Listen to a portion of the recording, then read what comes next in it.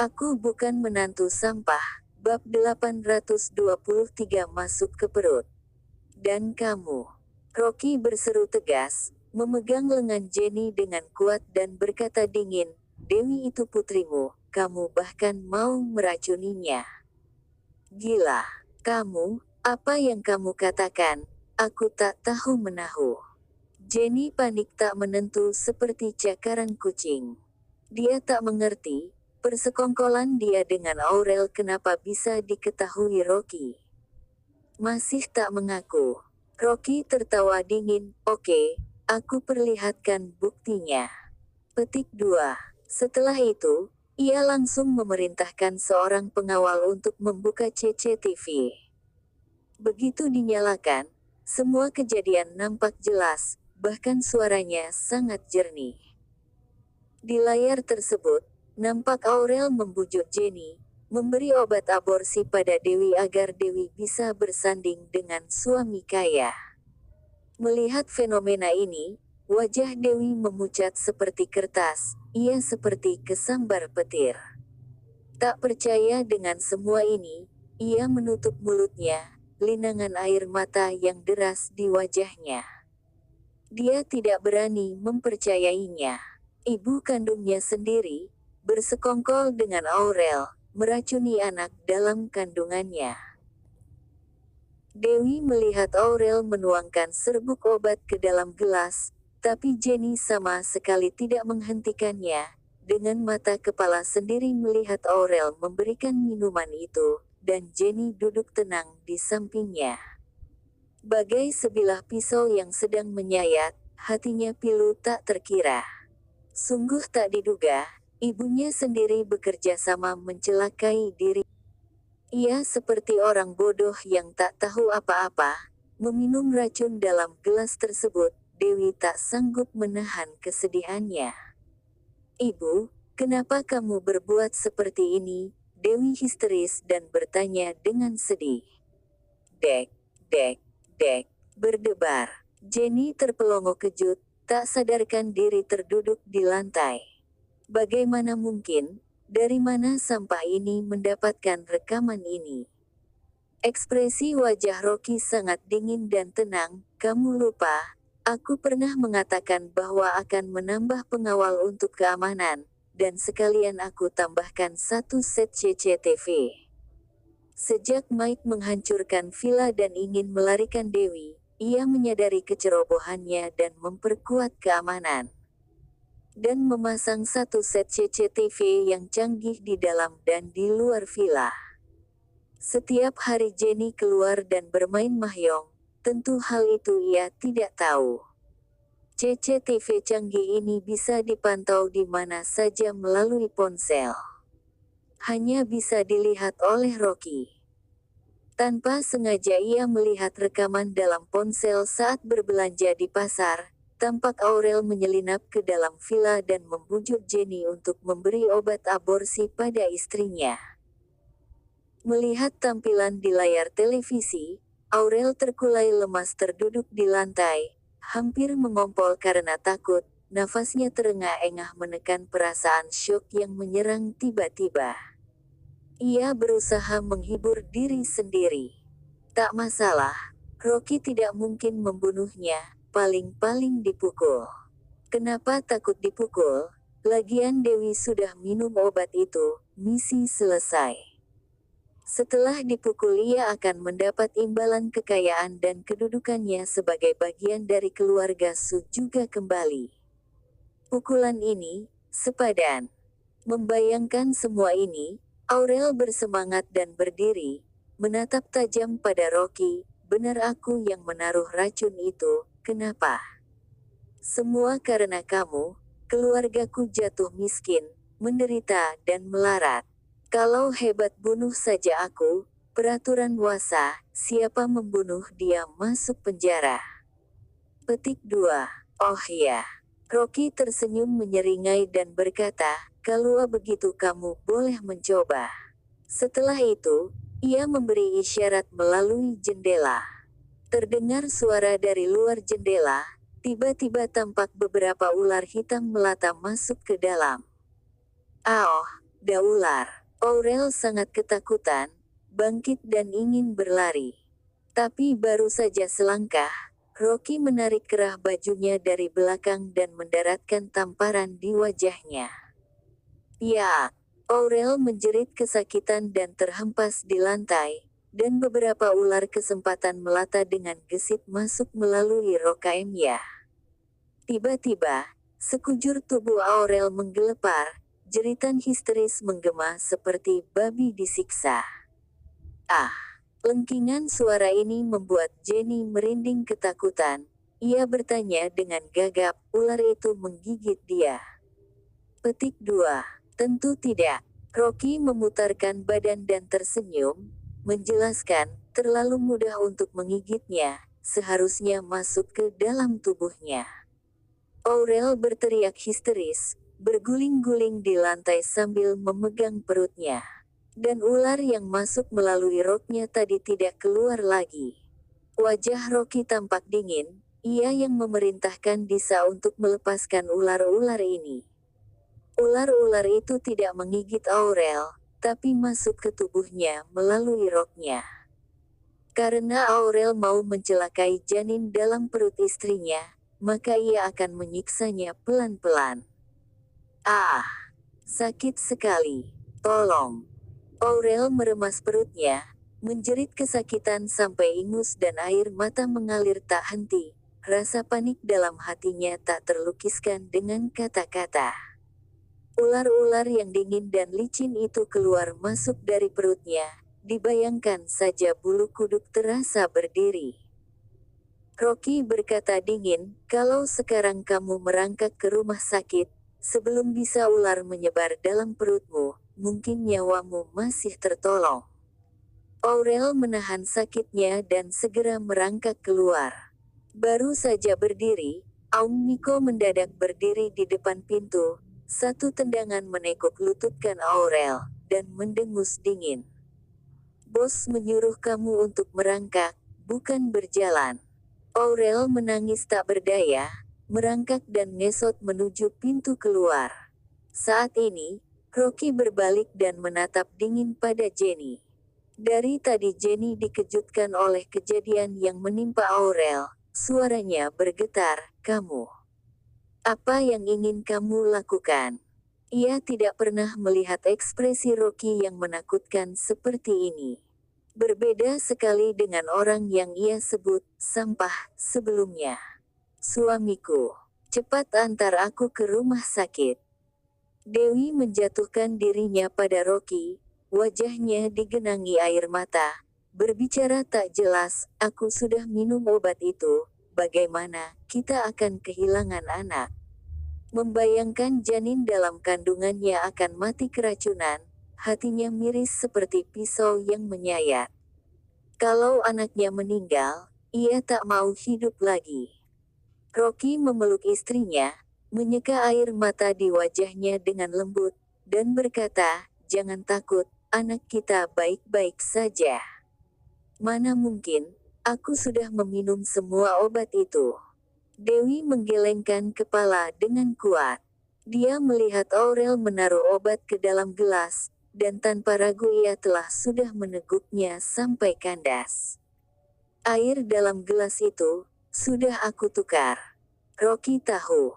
Apa? Dewi mendongakkan kepala, dengan air mata bening masih menempel di wajah, melihat heran pada Rocky. Kali ini Om Miko menimbrung, nyonya. Aku telah menukarkan gelas itu saat mengantar buahan. Begitu menerima telepon Rocky dari pasar, ia pura-pura mengantarkan buah ke ruang tamu, mengganti gelas dengan cepat. Teknik pembinaan Aung Miko sudah bagus. Teknik ia menggantikan gelas sangat ligat, dua wanita paruh baya itu sama sekali tak tahu. Benarkah? Dewi tertegun sejenak, senyum pun menggantung di wajahnya. Seketika ia menjatuhkan dirinya dalam pelukan Rocky, menangis bahagia. Tentu saja benar. Rocky tersenyum dan mengangguk, melihat istrinya sedih hatinya juga menderita, sekaligus marah tak jelas. Sulit dipercaya, Jenny begitu kejam, bahkan mau mencelakai putrinya sendiri. Andai ia tidak melihat ponsel, mungkin janin dalam kandungan istrinya tak tertolong lagi. Aku bukan menantu sampah. Bab 824. Perlukah menunjukkan identitas diri? Rocky menepuk-nepuk punggung istrinya dengan lembut, menenangkannya, sambil menoleh dan menatap dingin pada Jenny. Sinar matanya tajam menembus tulang. Mendengar bahwa obat tidak terminum, Jenny menghela nafas lega dan berusaha berbicara dengan tenang. Baguslah kalau tidak terjadi masalah. Untuk apa kamu letakkan ular dalam villa? Aku kaget setengah mati. Kelak kalau terulang seperti ini, aku tak akan mengampunimu. Beri dia obat. Rocky berkata dengan dingin. Obat apa?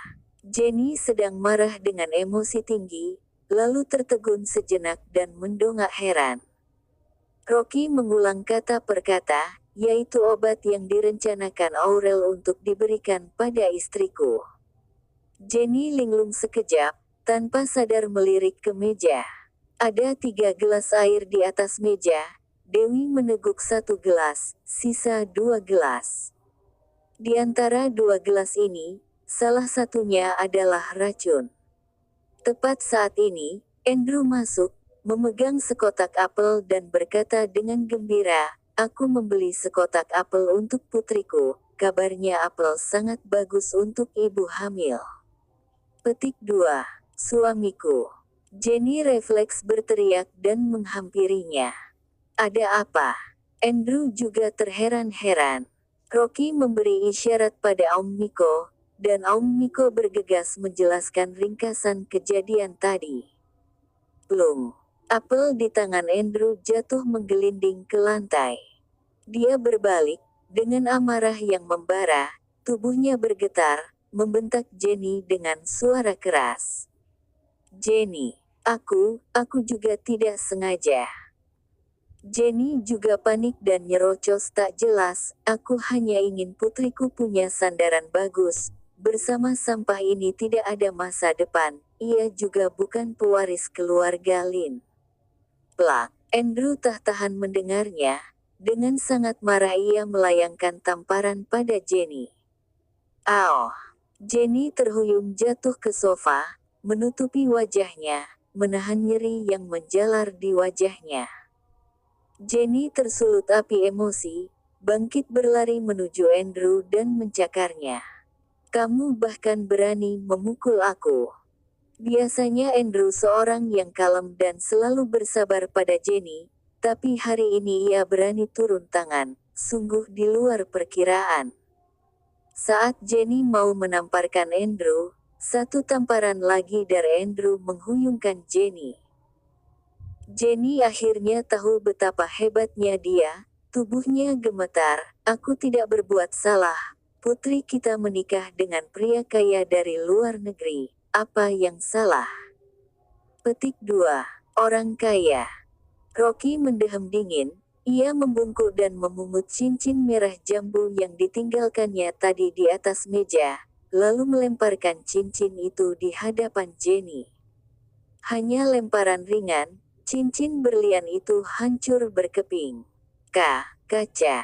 Jenny terhenyak, tiba-tiba amarahnya meledak, wanita jalang, berani menipu aku dengan cincin berlian palsu.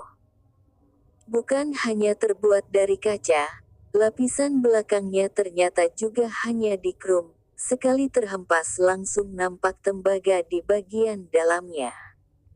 Uang. Suatu hari kamu bisa mati di depan uang. Andrew sangat marah dan menunjuk ganas ke arah Jenny. Perasaan Jenny bercampur aduk, menyesal namun juga marah karena tak puas, duduk di lantai meratap sedih. Dia bukan menyesal karena racun tersebut tapi menyesali diri salah melihat orang. Tak disangka Aurel si miskin papa membohongi dirinya dengan cincin berlian palsu. Sekarang ia bukan saja mencelakai putrinya meneguk racun, tapi sepeser pun ia tak dapat. Roy menoleh dan memberi isyarat pada Om Niko.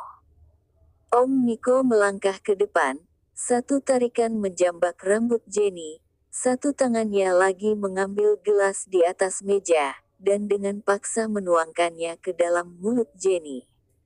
Bagaimanapun istri sendiri, Andrew panik dan melihat Rocky.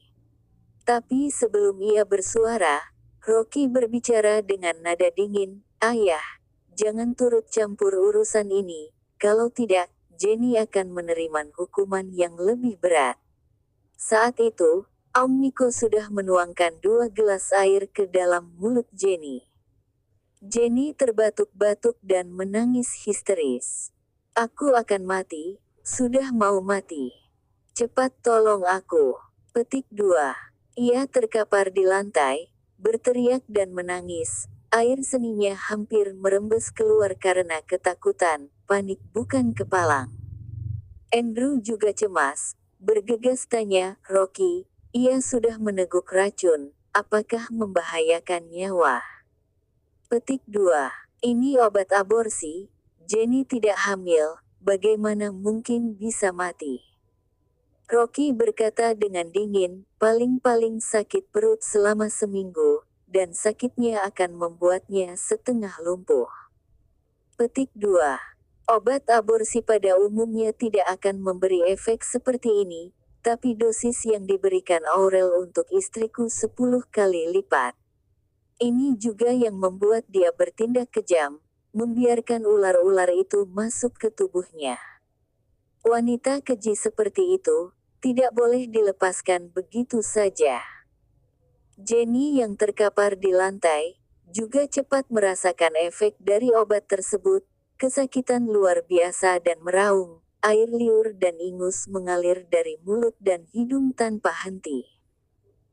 Biasanya ia dimanjakan, sekarang perutnya melilit sakit tak terkira seperti ada sebilah pisau yang menyayat dari dalam. Sakitnya seperti semua jeroannya sedang dicincang. Jenny tidak pernah mengalami penderitaan seperti ini, menggelepar, mengerang sakit dan berguling-guling di lantai. "Jenny, sekarang pergi ke rumah sakit untuk cuci lambung, mungkin sakitnya akan berkurang." Rocky berkata dengan dingin. Setelah itu ia tak lagi mempedulikan Jenny, langsung memapah Jenny dan membawanya ke kamar.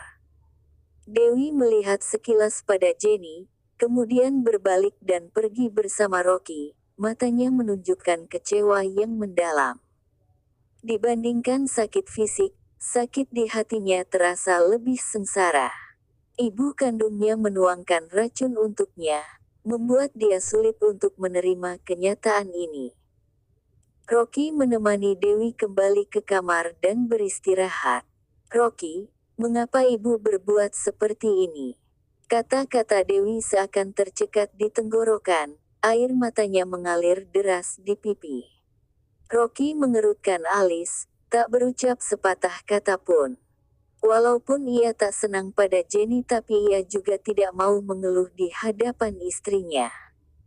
"Kamu sudah berbuat sangat banyak demi keluarga ini, kenapa ibu masih tak bisa menerima kamu?" Dewi menyeka air mata dengan tangannya. Tidak perlu dijelaskan Rocky, dia juga tahu apa tujuan Jenny. Tidak ada yang lain, yaitu ingin ia bercerai dengan Rocky dan menikah dengan seorang pria yang lebih kaya.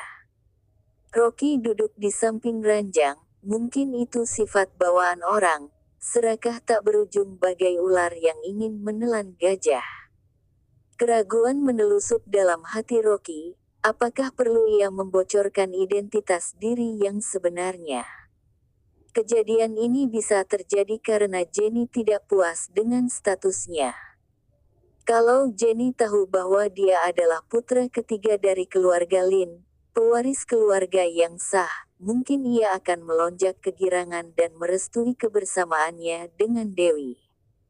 Ketika Rocky memutuskan untuk memberitahu identitas diri sebenarnya, terdengar suara tangis dari Dewi. "Aku tidak mau menikah dengan orang kaya, juga tak berpikir untuk jadi nyonya kaya, aku hanya ingin bersama melewati kehidupan yang sederhana. Mendengar itu, Rocky menelan kembali kata-katanya. Ia tidak bisa memberitahu identitasnya sekarang. Kalau istrinya tahu ia adalah pewaris keluarga Lin, mungkin ia berpikir selama ini telah membohonginya dan Dewi akan sedih. Tidak bagus untuk janin dalam kandungannya. Terbayang akan hal ini, Rocky hanya menghela nafas dalam hati, memeluk Dewi dengan erat dan berkata, "Istriku, tenanglah. Suatu hari, aku akan menjadikanmu wanita yang berdiri di puncak kejayaan, agar semua wanita iri padamu." Dewi menyandarkan kepalanya di pundak Rocky, air mata haru mengucur deras.